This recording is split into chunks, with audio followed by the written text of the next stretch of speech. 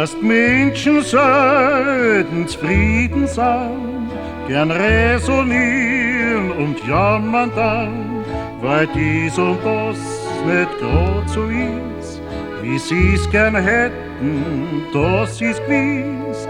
Da ist wird immer nix erspart, der echte wär a anderer Ort. Er nimmt's wie's kommt, kennt kein Verzug und tut phlegmatisch so.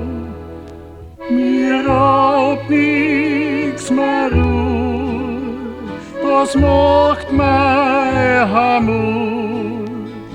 Ich kenn kein traurig sein, trink still mein Glas Wein und klopft an und an die Sorg bei mir an. Das ändert nicht mein Sinn, ich bleib wie ich bin.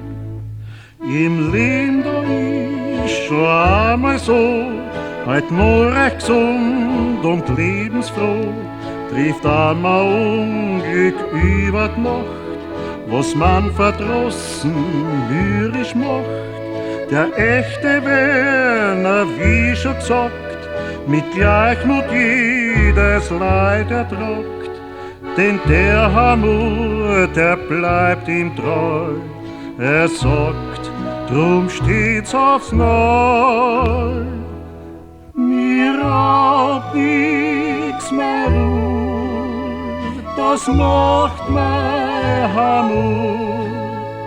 Ich kenn kein traurig sein, trink still mein Glas Wein und klopft an und wann die Sorg bei mir an.